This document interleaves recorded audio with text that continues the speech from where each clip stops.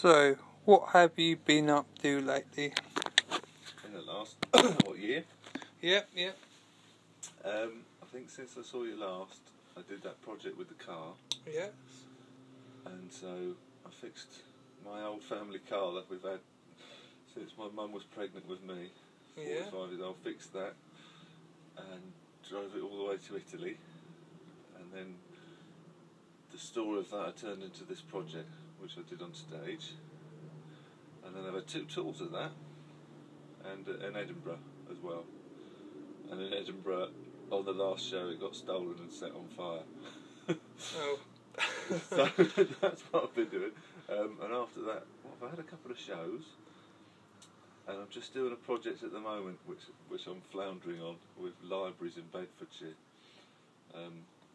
So yeah, that's what I'm doing. I think that's everything. Yeah. Cool. Did you want to go into more detail? No, that's fine. Okay.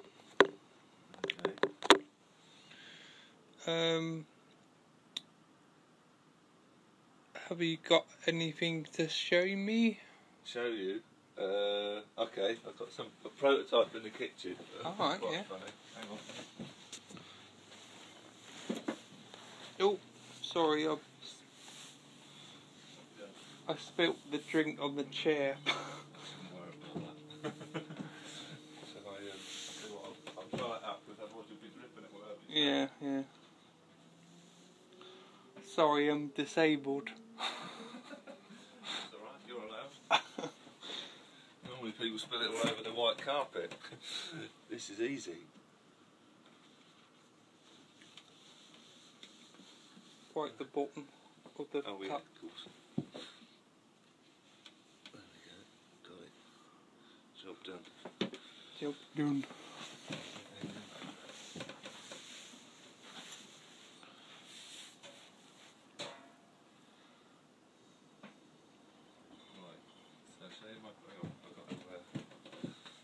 Hang on, I'm just going to set it first. Hang on a second.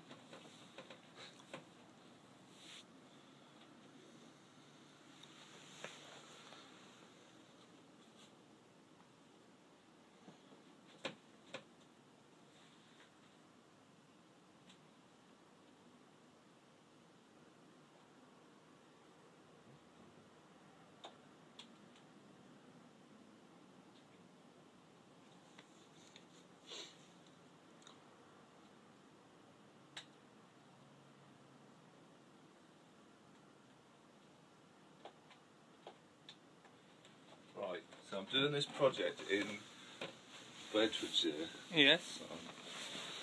I'm not sure if it's working yet.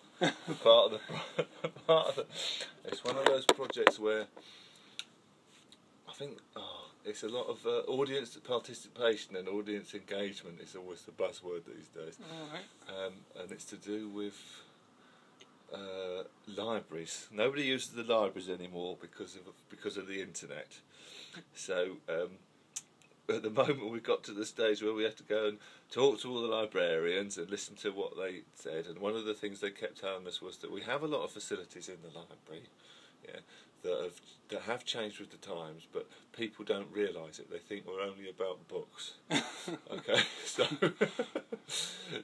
I went away and I think I made this very quickly as a prototype. Basically it's a book. It's called a shouting book.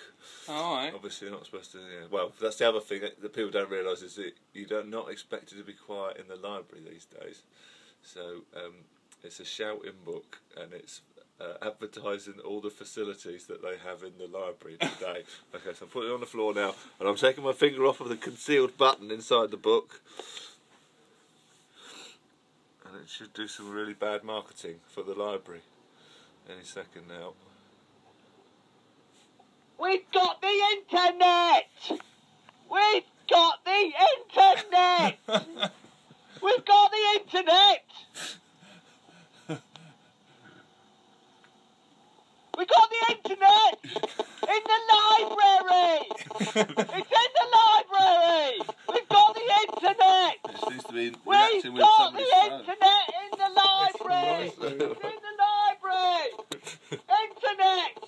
In the library! carried And away. the local papers. And the local papers, yeah. We've got the local papers. We had to talk to lots of librarians to go from one library to the other and listen to all these librarians. And at one point it started to feel like it was therapy for librarians. In the library. We've got the local papers in the library. Hang on. I never wanted to be a librarian. We've got the internet though. Yeah, I hate being a librarian. I hate being a librarian. I hate being a librarian. I don't know where this project's going. We have the internet. I don't feel there's enough audience engagement with this. We have the internet in the library. And a big reference section full of local history. Do you like local history? There's loads of it in the library. Go to the library.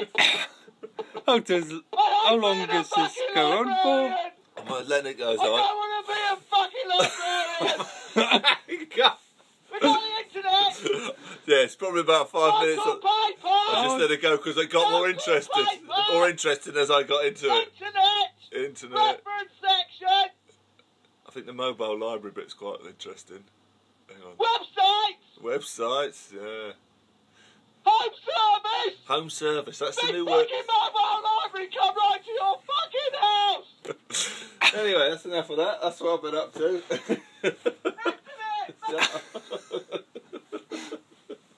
Wow. Yeah, shouting books. It's the future. It's the future. Hang on, I'll have to. Hang on, just make it turn off. But yeah, I don't know where that's going. Well, I've got to think quickly because I've got to have it. I've got to do some launch of it in. I don't know. Deliver my idea to the libraries. That's that. Yeah. Don't know where that's going. Next question. What are your plans for the future? For the future, I've just finished. I just finished doing that tour, talking about my car. Yeah. And the car that got set on fire. Yeah. And now I've been to lots of different venues, and a lot of them quite liked it, so they'd have me back. So I've got to think of.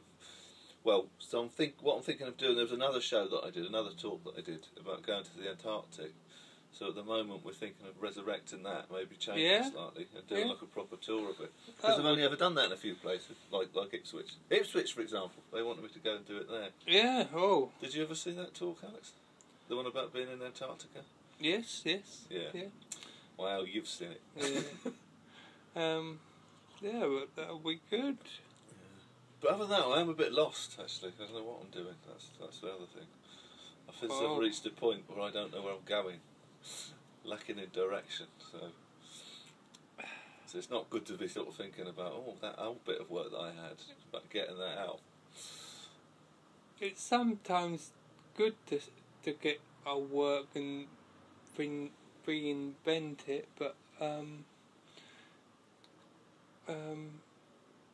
I've always been trying to do something new. Yeah. Yet hold on to the past. I don't know if you know what I'm saying. I do know what you're saying. Yeah. I think with me, I've always sort of kept going forwards, and I think in the last sort of 5 or 6 years, I've actually had people who've invited me to do talks and do things, and so like the library thing, for example, I was invited to apply for that. And it's quite strange for me to then suddenly you're under pressure to come up with a new idea, whereas before you just did it on your own volition. And I think that's kind of caught me a little bit. Suddenly yeah, people are anticipating what you're going to do and stuff like that. Whereas before, nobody cared what I did, and there's no pressure. No. Well, I've been doing artwork to do with my stroke and my tumour. When they finish, I want to explore why I had my stroke. Yeah. So I got a loop recorder in my chest, which will be there for 3 years. Okay. And to see if there's any can't say it, irregularities Okay. to do with my heart and yeah. That's the thing that when you put the picture on Yes. Facebook, I said looked like a memory stick. Yes, yes, that's it. I'm just going to check on the cheese bread. Yeah. Cheese bread with cheese.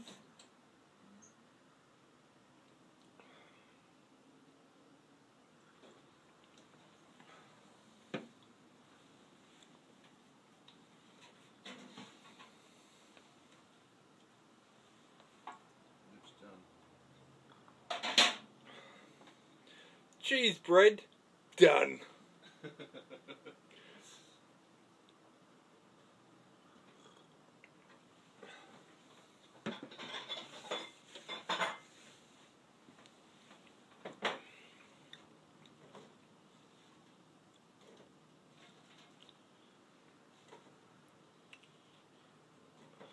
Where's your missus gone again? Bournemouth. He's got some Brazilian friends down Oh, there. okay. And, What do you want? Some? yeah, but I can reach across. Cheese.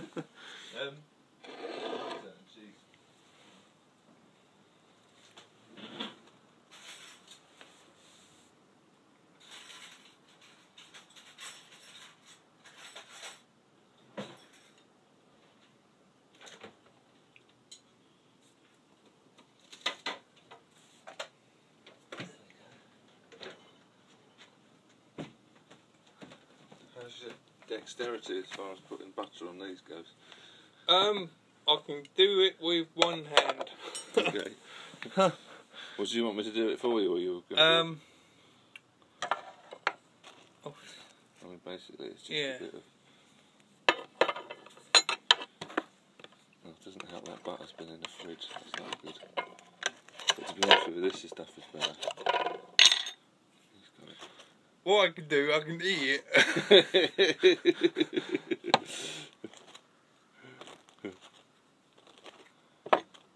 Will it help if I got a plate? Yes. Hang on then.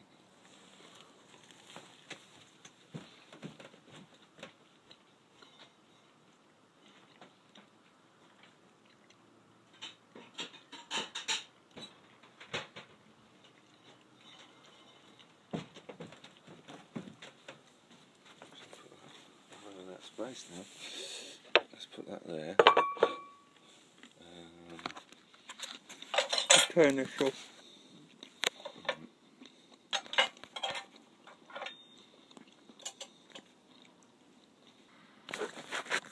Right. What were we talking about? You were talking about recording the irregularities. So I've applied to the Sky Arts Scholarship. Uh-huh. And if you get that, I get a mentor, I get, for 1 year I get £30,000, and that will give me a chance to do it. I've got to buy what it called, from the hospital. Is it the equipment that you plug Yeah, into it? Okay, yeah. And all stuff like that. And I'm gonna build a machine, and it's gonna be about about 6 meters by 5 meters, and A machine? What sort of machine? What, an electronic machine or a mechanical machine?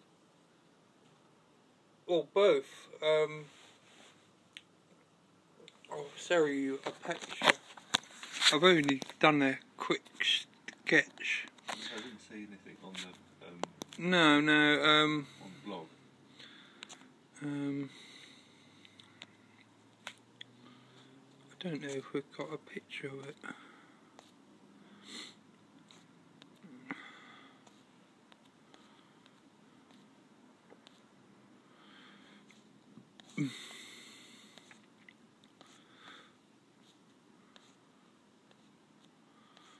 No. Basically, everything that's been going on with me, sort of like, I've got my cancer when I was younger. So I got it then by a radiotherapy bed. Okay. And drinking alcohol. So I'm gonna have lots of bottles of drinking. Okay. I've kept them all. But when was this? What, recently? Yeah. Oh, okay. I saw pictures on your blog of lots of bottles on the floor. Yeah, yeah. So that's them. Yeah. This is going to be part of the machine. Yeah. Yeah. Oh, okay. So I don't know what it's gonna be like, but and then what's gonna happen is I'm gonna record the whole what's it called? Sorry. The data. Yeah, yeah. Okay, yeah. And to see if there's anything happening, and I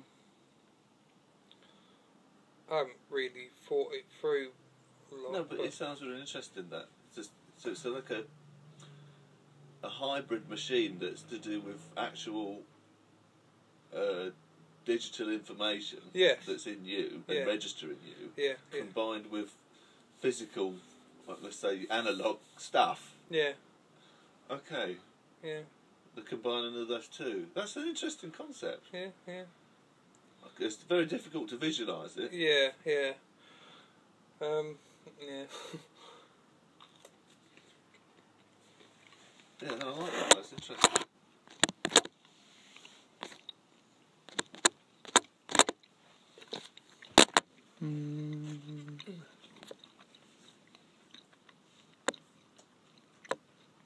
How are you doing with your tea there? I've got loads of it. Yeah.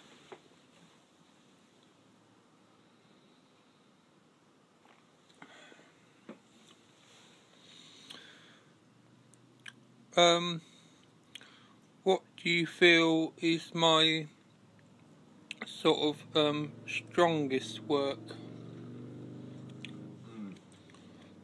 Oh God, that's a tricky question. Well, there's quite a broad range of things. I mean, I think what you just said could be the strongest, actually. Yeah. Although it's difficult to talk about something that's not made yet. Yes. That will be in the future. My future plans. Yeah, because I think. Yeah, because a lot of the work that you've got so far is very much based on. It comes out of the world of science fiction and horror films and things like that, and alternative culture. Yeah. And but this, I think the root of this piece that you haven't made yet comes from somewhere quite unique. I think. Yeah. So I think conceptually that could potentially be the strongest. I mean, a lot of things already were like very visually interesting, like the apples in the glass case. Yes. There's an image I saw of it. It actually looked like it was actually in a church somewhere. Was it where you photographed it? Yes. Yeah. I mean, it looks visually striking. Yeah. But again, that comes from a world of props and films and things like that. It looks like it could be something from a set. All very well made, but I just think this has got quite a unique. At the core of it, is the idea could be very, very unique, and very much from you rather than from you via Batman. Yeah. Do you see what I'm saying? I mean, it's a big question, isn't it? Really, what why did we do art? The kind of and is something that's made for a film set, is that art or not? I mean, it is art, but kind of how do you validate that in I don't know, some sort of intellectual philosophical way? Whereas what you're just talking about now, making something that's actually coming out of you, it opens up all sorts of intellectual questions there. I think that would be very interesting. Yeah. And how you visualise that. From a piece of technology that's actually embedded in you. Yeah. That then uses bottles that are on the floor of your bedroom. Yeah. Those are quite. In some ways, yeah, they're very kind of diverse materials, but also they're not, because they're both to do with your internal organs, aren't they? I'm doing for my teacher. This year, I can't say it. Dissertation. Yeah. All to do with the abject. Okay. And what the abject is, there's two ways of looking at the abject. One is to show sort of anything that's inside us is good, right, and anything outside is bad. It's just disgusting, sort of. When the things that are inside you come out. Yeah. Yeah. Yeah. Okay, yeah. Okay. I did read something about that on the. Yes. Yeah. Yeah. Touching on that subject. What else is there? I can't remember. Anyway. Okay.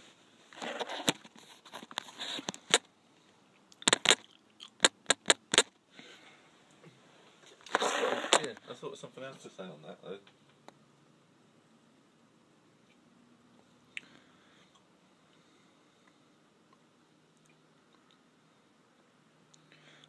I said, what do you feel needs more work?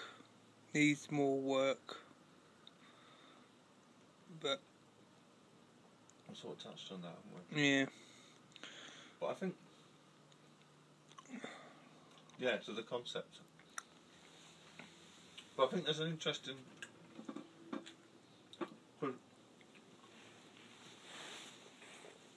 There's a lot of making with what you do, isn't there? Lots of hands-on making, and now, yeah, I don't know, because my background is all in sort of like me doing it and my own making and things like that. Yeah. So, if you're in a position, because I notice when you make somebody else is making that, obviously is making that gallows. Gallows, yeah. So that's, how do you feel about somebody else doing it for you? Has it affected the work? Well, would you have made it any different? Funny enough, I work for the bloke Richard Berry. Yeah. About 9 years ago. Yeah. Yeah. And he was telling me what to do. Okay.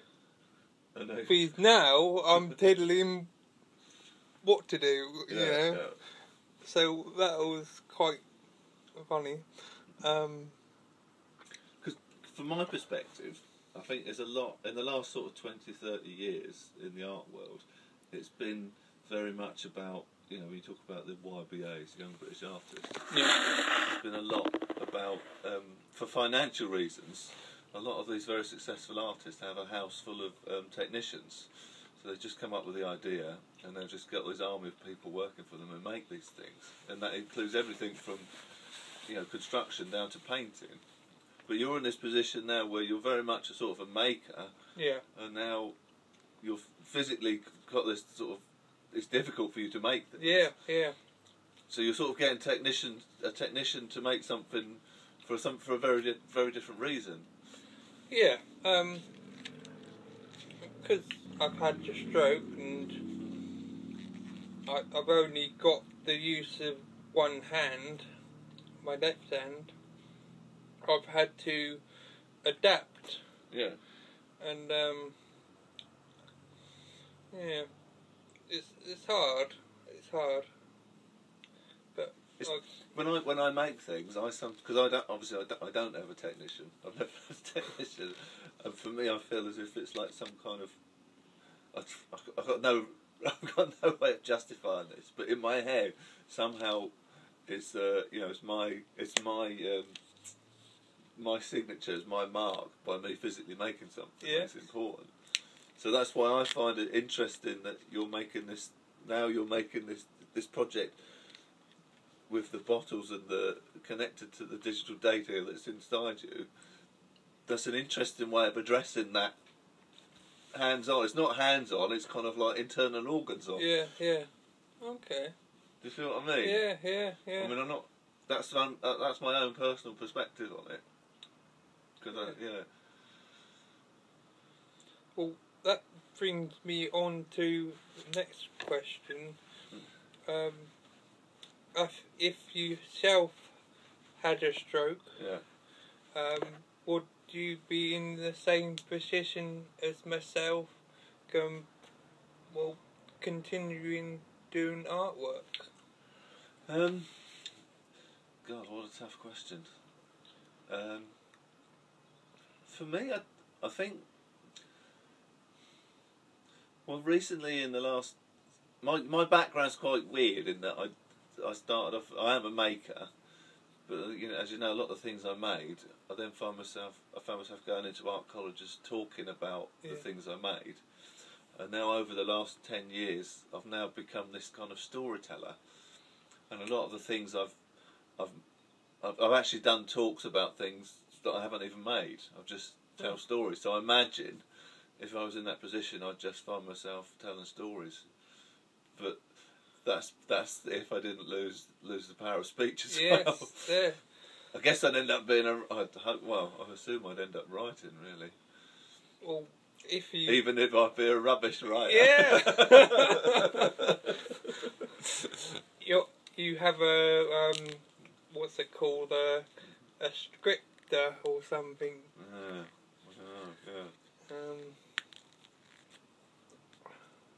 I'm guessing that's what would happen. I'd try and convince myself I was a writer.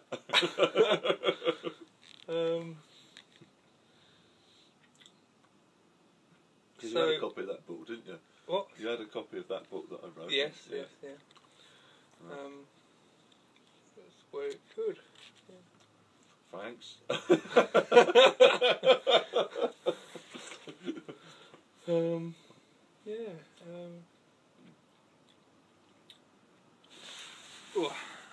What's my next question?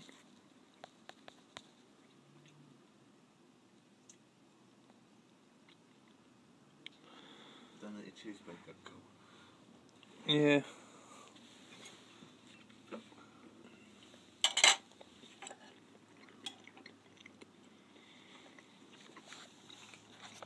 I had the idea when you said, well, I had it before, but when your car got destroyed, I was planning of destroying my car. Oh, and sympathy. Yeah. And having like a lot of work, or all of my work that I've done previously in the car. Oh, yeah. And then having it all crushed. Yeah. I know, yeah. There was an artist who did that thing, wasn't he? Michael Landy. Michael Landy, that's it, yeah. It pisses you off, don't they, these people who've done that? I think with the burnt out car, a lot of people said, oh, you're going to keep the burnt out car and make something with it. But the thing is, there's another artist called Jeremy Deller who's done this project where I think he got a car that had been destroyed in a fire from Iraq, and he was doing this project where he was taking this burnt out car around to different places in England.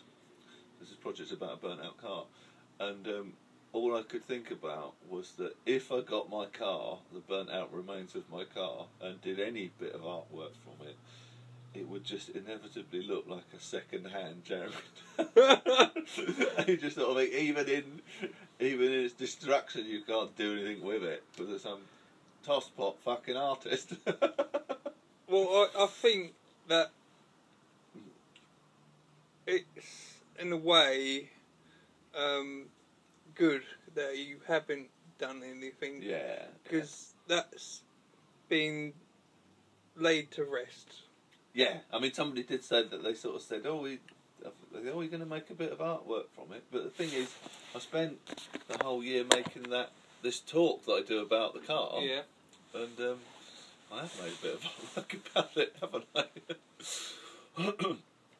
So, yeah, it was peculiar in that the car, it wasn't, the car went on this big journey to Italy, went to all these different places, and somebody sort of said, in a way, the car has been photographed probably more than most cars ever have been photographed and documented in great detail all over Italy. And yeah, I don't think there's 1 inch of that car that I couldn't go and look up on my computer because I've got a picture of it. Yeah. Anyway, and even on the day the car got destroyed, I remember. I was still in Edinburgh at the time. Yeah. And someone who I was sharing the house with, that day, she said, "Oh God, Chris, I heard about your car," and she said there and then, she said, "But this is going to make such a better ending to your show." Oh yeah. Yeah, and I remember at the time, and even what I felt then and what I felt now are exactly the same. Yeah, I can see your point, yeah, but I'd still rather have my fucking car. But I don't know. And the other thing about the car is it kind of like the other thing I miss about it was that it was the car in some ways. When you just go out there and repair your car, it was always a little holiday from art.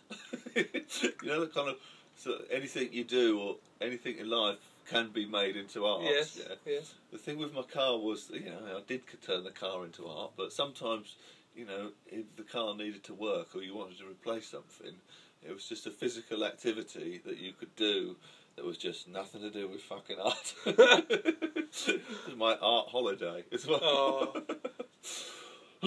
But My art holiday. anyway, What's the time? was that all the questions?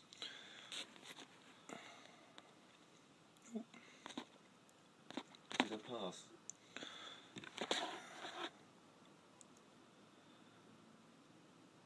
How do you feel I got on? How did you feel that you got on? Yeah. In what sense? What? Doing. Through this last year? Yeah. How did you get on? Yeah. Jesus. Well, looking at my work. Yeah. And knowing I've had a stroke and having my stomach out and going back to college and back to uni. How do you get on?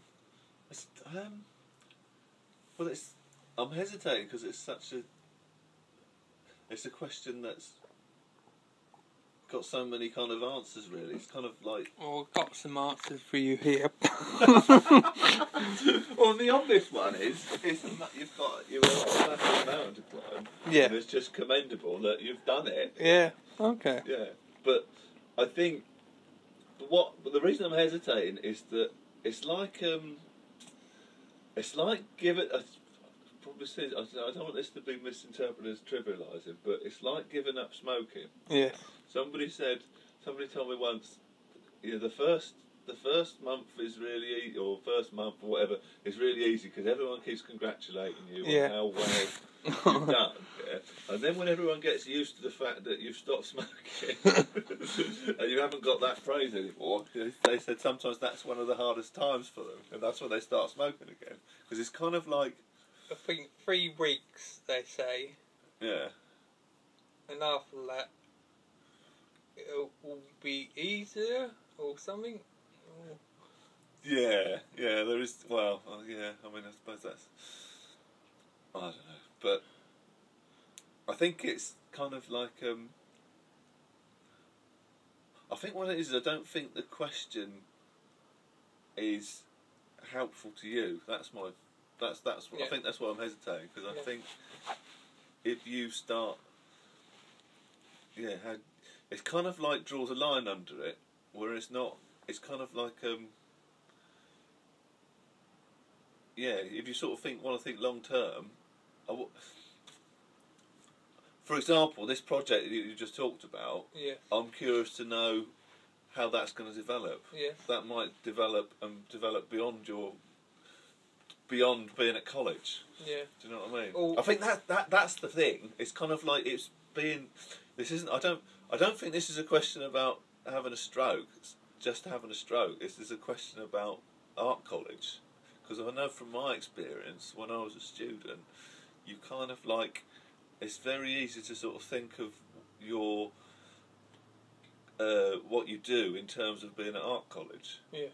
And of course, it's very difficult to sort of see beyond that, and when you've left college and there isn't a degree show or anything, then suddenly you're faced with why we do these things in the first place. I think art college is brilliant, but the only downside of art college is that it's too nice sometimes. It's kind of like when you're in the outside world, sometimes it's quite difficult to justify why we do these things. Do you know what I mean? Yes, I understand. But it's just on a simple level that when you sort of go to. You go and collect a load of rubbish to make art from.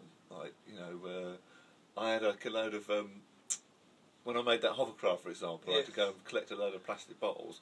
And you have to kind of deal with people in the real world, and they say, well, why you got a load of old plastic bottles for? It was really easy just to turn around and say, oh, I'm an art student. And they just sort of like let you go. Okay. And I even had that conversation with the police. I had some sort of, years ago, I had this stupid eccentricities on my car, like a headlamp and a telephone before a mobile phone. And I got stopped by the police, and they just started saying, why have you got that? I think that headlamp's... fitted illegally to your car. Is that a telephone you've got in your car? And I just sort of, why have you got that? And I just sort of blurted out, I'm an art student. And it was like this license to go. And he went, oh, right. And that was it. I was off. But then there's this point where I remember then leaving college, and you weren't at art college anymore, but you kind of also sort of like, you've got your daytime job, to pay the bills, and you kind of like, and there's a sort of ambiguous territory where can I call myself an artist? There's sort of like, so then when you go out to collect all this, do something stupid, and people say, what are you doing? You kind of like, I remember sort of stammering, can't say I'm an art student anymore because I'm not, and then also sort of saying, am I an art? Oh, I'm a bit up myself if I start saying I'm an artist. And it's kind of like, I mean, nowadays I just say I'm an artist because I suppose spent so much of my life doing it. I can't be anything else. Do you know what I mean? It's So that's why when you sort of say how have I done, it's kind of like, yeah, obviously you've done really well, but I'm not sure the question is helpful. I think it's kind of like longer term. It's kind of like, instead of saying what, how have I done? Well, it's more sort of like, where am I now? Yeah. It's a brilliant start to the rest of your artistic career. Yes. But I think because it raises lots of, I don't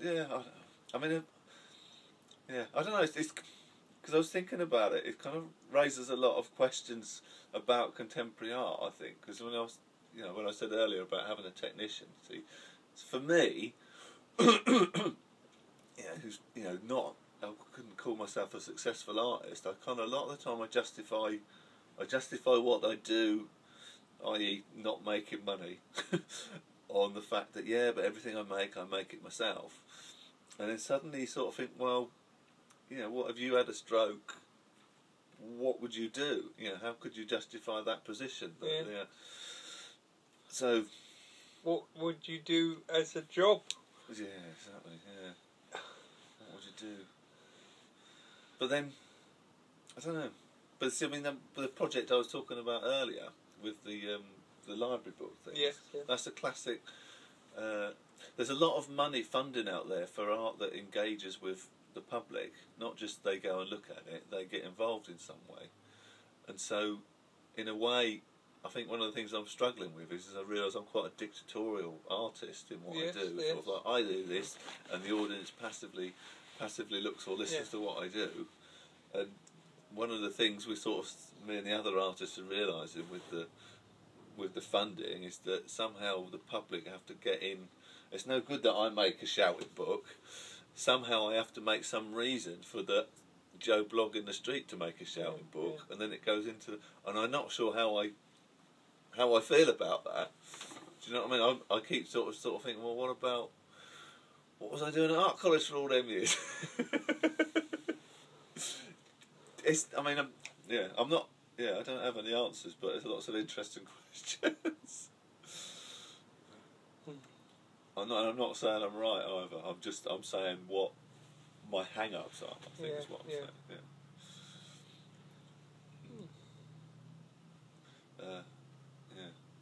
Matisse, for example. That's what I was trying. I kept thinking about Matisse and when he ended up in a wheelchair.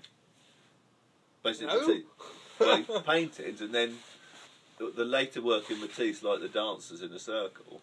Oh yeah. Yeah. So basically, all of that work came out of what he could physically do. Do you see what I mean? In a way, it's a very kind of. Basically, he was a painter. Then he couldn't. He didn't. All he could use was a pair of scissors. So he made things like the dancers and things like that. Nowadays, it's interesting. Would you? He probably wouldn't. Would Matisse have? He was still part of that world where the artist had to physically do it, even if it was just cutting things up with a pair of scissors. Nowadays, I don't know. Say if Damien Hirst, for example, had a stroke, what would happen then? Not very much, really. No. All we do is. Oh, I don't know. That's a good point. It's a very sort of like 21st century, 20th century attitude to sort of disability, I think. Things I've made lots of work in uni, but I've had to use one hand. Yeah. So with my cannula man, I've had to drill lots of holes in the apple and in the dummy. In the dummy, right, and I have to find a way that I can peel the cannulas off and what do you call them? When you take them out of the packet? You mean? Yeah, and they've got a little what do we call it? The plastic bit on Yeah. the end? Yeah. Okay. The yellow bit on the end. Yeah. And they stick them in. Okay. And I've done. I try to do. I try to do all that I can. Mm. Yeah. Yeah.